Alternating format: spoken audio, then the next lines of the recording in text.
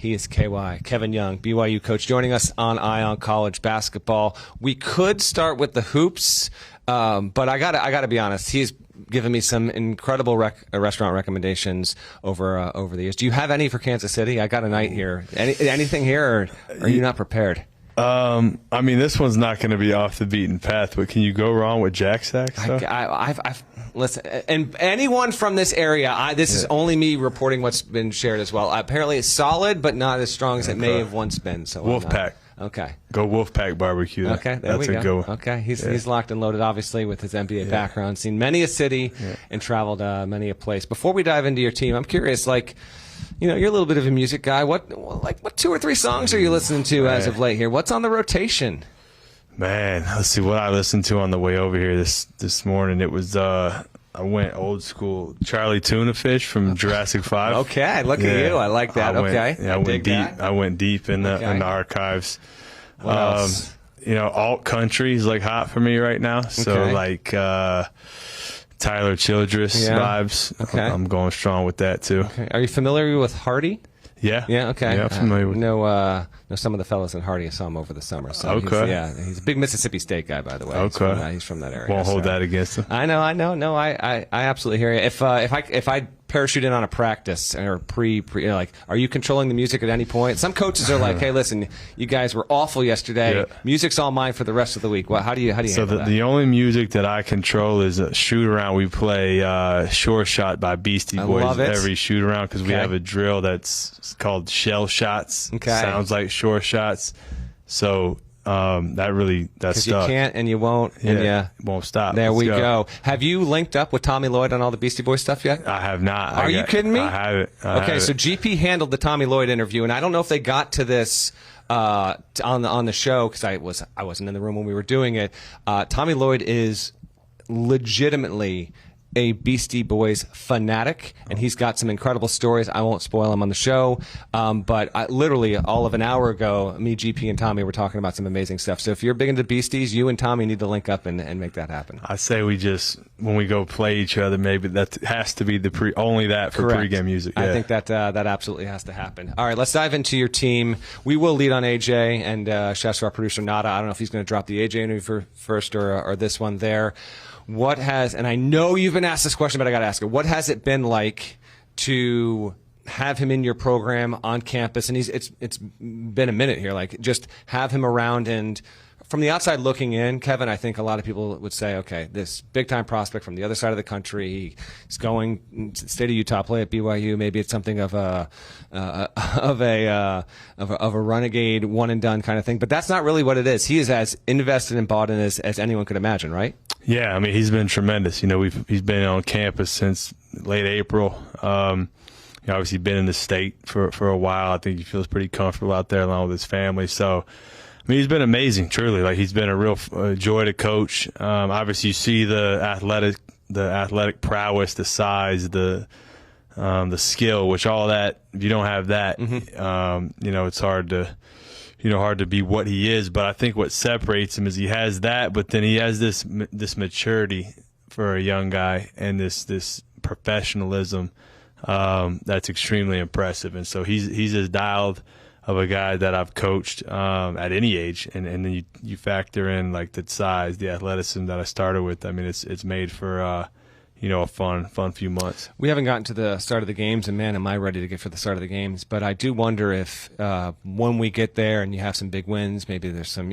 tough losses. We'll see what happens. But do you genuinely believe, not just like an easy talking point, your experience in the NBA, your connections with some of the best, when it just comes to the day-to-day, hour-to-hour of just how you connect with players, particularly with him because, he's poised to be arguably the number one pick in next year's draft. Do you think that has a real advantage in terms of how you run the program, how you coach him, relate to him, and make this process, this season, go as well as it possibly could? Yeah, I think it does. I mean, I think it's arguably the potentially sole reason why he came to BYU in the first place. And, I know he's talked about that in other outlets and so forth, but yeah, I mean, and that for me stems from just experience of dealing with guys of kind of his caliber, albeit at the next level. And the commonality is trust and truth telling, right? And so that's kind of what our relationship's founded on. and the thing I love about him is he accepts it. He lets me coach him hard. I think at this point he expects me to hold him accountable, not just in our own one-on-one discussions, but in front of the team as well. And when you can do that with one of your best players, I think it really sets the stage for what you want your team to be about. One more question on AJ, and then we'll get to the rest of your team and some of your schedule stuff. There are three especially high-profile freshmen. It's actually an amazing freshman class coming in. We could see 7, 8, or 9 of these guys just be awesome. But the three headliners are obviously Cam Boozer at Duke, Darren Peterson in the league, and then AJ. Boozer, as winning of a player at the high school level as we've seen in a generation, we can see what his role is going to be, and should be a guy that's going to almost, probably by necessity, sorry, John, 20 and 10 a game. We could see that. Darren Peterson, the ball's going to be in his hands at all times. It's hard to see how he wouldn't be maybe arguably the most highest usage freshman in the country. But you've got a lot of talent. You were one of the most efficient offensive teams in the country. Some folks that have not really seen a ton of AJ might think that, okay, here's a guy that's going to come in, and all I've seen on social media and heard, like, he's going to average 25 a night. What are you actually expecting from him from a productive standpoint, from a role standpoint, when you look at what you've got with Richie and Rob and elsewhere? How do you think his role is going to play out, and is he going to be someone that plays primarily off the ball, or will you put the ball in his hands more often than not and kind of allow him to create? Yeah. So he's going to have everything, honestly. I mean, we're going to ask him to do a lot. I think really the two things that I've been on him about the most are playing defense, because I think he's got the ability to be legitimately the best defender in college basketball. I mean, he possesses the athleticism, the length, the desire, the competitiveness. So that's the main thing I've been talking to him about. And then his playmaking. The ball will be in his hands a lot. It'll be in Rob's hands a lot too, but I think we'll sub it appropriately so it gives everybody a chance to kind of breathe. And so outside the defense, I've been on his ability to make the right play. And I think that was something him and I talked about a lot prior to him coming. When you looked at, he came to several of our games. You saw how he used Yegor, who's obviously with the Nets now. And there was, he's similar in size, different type of players. But, you put the ball in. I'm a big believer in putting the ball in your most talented player's hands. I'm not a big position guy, and I just want guys to make the right play. And if he's so dynamic and he puts such pressure on the defense and on the rim that he's going to see every coverage known to man, he's going to see multiple defenders, and I'm on him constantly about just making the right play. And so that's that side of it. Now, in terms of his skill set and everything, I mean, he's going to be able to just make plays and score on top of all that stuff, right? Like he can make threes, he gets to the rim at will. We're starting to post him up more and more, so he really is a true, this term gets thrown around, a 3-level scorer, but he is that. We'll definitely ask him to score a lot of points. But those two things that I started with are what I'm really on him about mostly. Okay, how does Richie's role change or not with AJ and others being in the fold?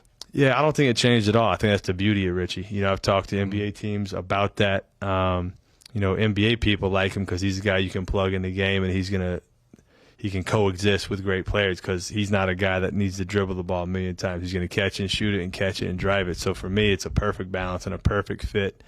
And again, that's what makes Richie good. And so I do think it's an environment that allows for playmakers like Rob and AJ to have the ball, and allows Richie to do his thing as well. Okay. When I say Alabama, what comes to your mind? I don't know what you're talking about. No, what comes to mind is, Nate did a great job, had his team ready to play, and they played a really good game, made every shot, and sometimes it goes that way. Yeah, I mean, I was there. It was insane, frankly. No matter what you do in game plan, like just some nights, like just teams are going to be torching hot. I don't know if you found yourself talking to anyone at the NBA level or anyone else after that, because what they did was legitimately record-breaking. Like at a certain point, you just say, "This is year one." Man, it felt great to get that taste to go that deep in the tournament, but there was nothing we could do. Like, was it a little bit easier to accept the loss given the aberrational nature of how it happened? I mean, there's always something you can do. I mean, I think if we had to do it all over again, I mean, look, we try to be as prepared as any team in the league with film, with analytics, and we were essentially going to test their ability to hit threes with us going under screens, particularly Spears, which he did. And we, if we had to do it all over again, maybe we don't test that as much, obviously, but they got comfortable. Then after that, I mean, you could have been in, you could have had 10 guys out there guarding him. It wouldn't have mattered. But like I said, some game goes like that. I don't think for me, it didn't distract from what we were able to kind of build in year one. And like I said, Nate's a really good coach. He runs a great program, and they were the better team that night. I know you've got a pretty well-rounded sports mind as well. I know you're into football like that a lot. Is there anything from a coaching perspective, maybe even like just a team assembly or just the execution? Are there things that you've picked up on in being around football people, going to football games, that you actually implement with your basketball program?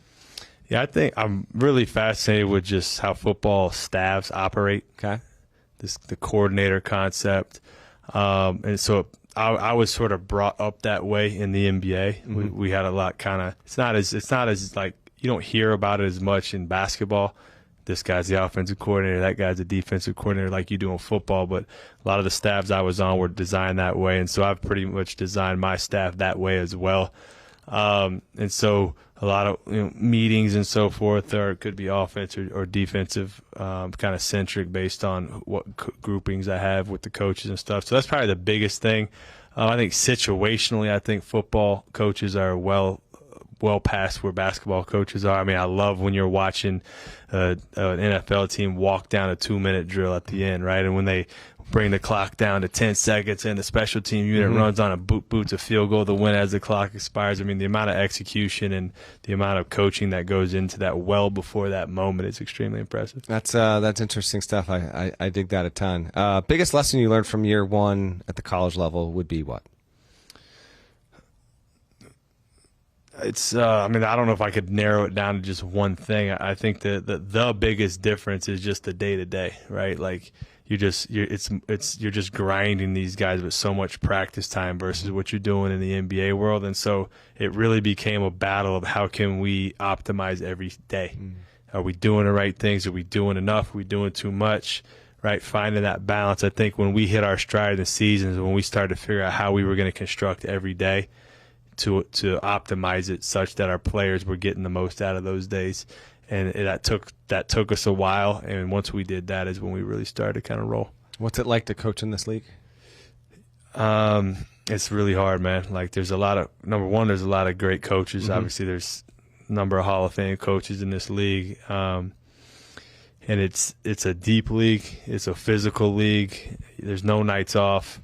All the atmospheres are pretty intense, and so that's the thing I actually love about college basketball versus the NBA is you're not getting a boring Tuesday night in a random city that no one cares about. Every night feels like a tournament game, right? It feels like a playoff game, and as a competitor, like that makes it really fun. Well, you obviously built up a really good reputation over a long time in the NBA. You opt to make the leap for a number of reasons, and do you find yourself maybe even more satisfied with, because you didn't know it until you lived it, and now you're a little more than a year into it.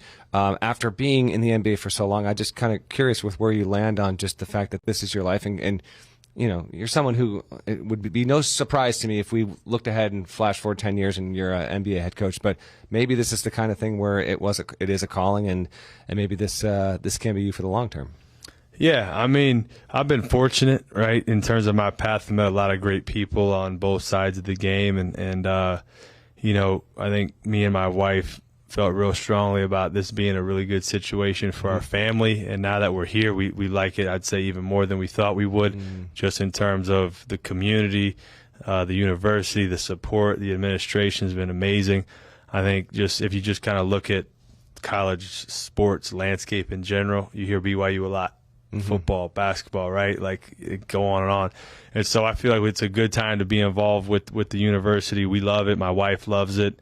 And we're just really happy that we're here. Well, it should be a fascinating season. I'm looking forward to getting out to BYU. You may not be aware of this, but there are BYU threads that are connected on this podcast and referenced on every episode. I honestly, are you aware of the BYU connection on the show or not? I'm not. Okay, you know what? We're going to leave it there. Okay. We don't have to necessarily worry about that end of it, but it's a good thing, I promise. And shouts to Brandon Davies as always. Thank you so much for joining. Can't wait to watch you this season, Kev. Thank you. Appreciate it.